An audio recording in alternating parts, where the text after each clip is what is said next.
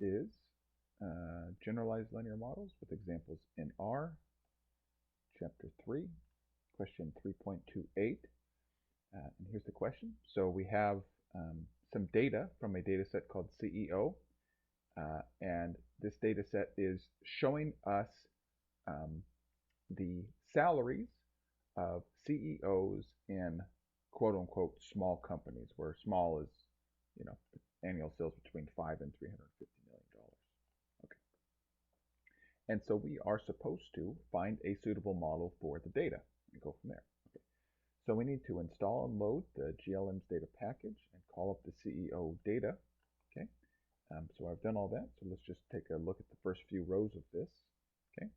So we have age and salary as our only variables. And so I'm not sure what age refers to. Probably it refers to the age of the CEO, but maybe it refers to, the age of the company or something like that, So just to make sure, I'm going to look at it by typing in $CEO, which is the name of the data set. And so if I come here, I see that age refers to the age of the CEO in completed years. So that must mean if you're 55 and a half, you're just 55, I guess. Okay. And then, of course, we get the salary, which includes bonuses. Okay. All right, so we just have these two variables. So let's plot these. Now I'm going to plot both salary and log salary, and I'm going to look at a histogram as well as the relationship between age and salary. So when we do that, this is what we get. Okay. The reason I wanted to plot the log of salary is because salary is, it's bounded at the lower end. And so it seemed that by making this a logarithm, we might better conform to the assumptions of a normal linear regression. So that's why I did that. And when we look at this, it seems like maybe the log data is probably the more appropriate thing to use. And then I will also say that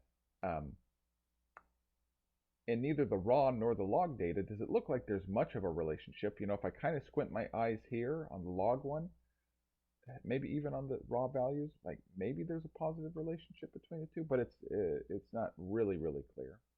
Okay. So let's run a regression.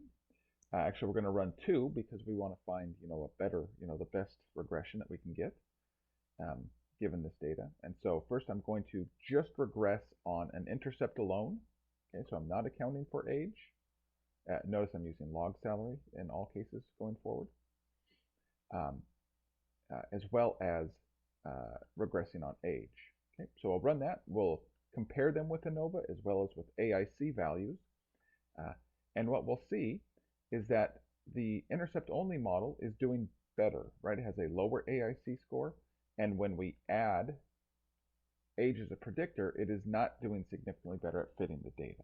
Okay, so maybe that's not surprising. It doesn't seem like age would be the most powerful predictor of CEO salary. Like, weekly, you might assume that, as these CEOs gain experience, they're worth more, but there's probably a lot of other career trajectories that makes that a very, very noisy and unreliable relationship. You might think a better one is, the sales of the company, or, how much money the company is worth, etc.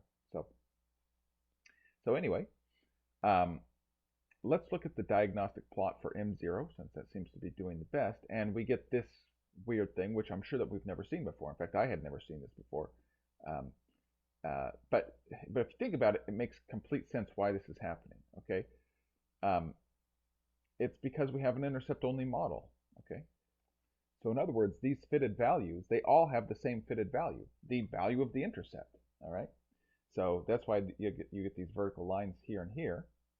And now notice that there's no leverage plot down here, and we're told that all of the leverages are one value, this value. Okay, well, why? Well, because without going back into it, I think earlier in this playlist, you can look at it. But to calculate I think that we actually calculated the hat values, and the hat value for the intercept is just, I believe it's 1 over n, or 1 over the square root of n. I can't remember. I think it's 1 over n. But in other words, it's just one value. And because we only have an intercept here, right, then all of the leverages are assigned the same value. Okay, so so not as much information as we might have hoped to get from this. Okay, but we do notice that in the QQ plot that there are a few oddballs here. It looks like observations 10 and 34. Okay, these look probably strangely low, and in fact we could see those up here. That's probably 10 and that's probably 34. Um, and so maybe what's going on here is that some of these CEOs just, for whatever reason, aren't paid very much, or maybe they're being compensated in ways that aren't captured in the data. Um, like maybe they're owner and CEO or something like that, and so they take low or no salary, and so who knows?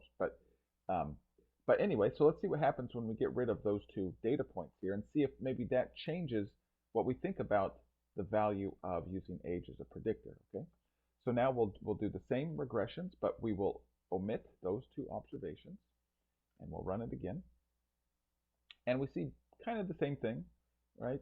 Adding age does not really seem to improve the fit very much, and in fact, the AIC value is still superior, or I should say lower, for the intercept-only model.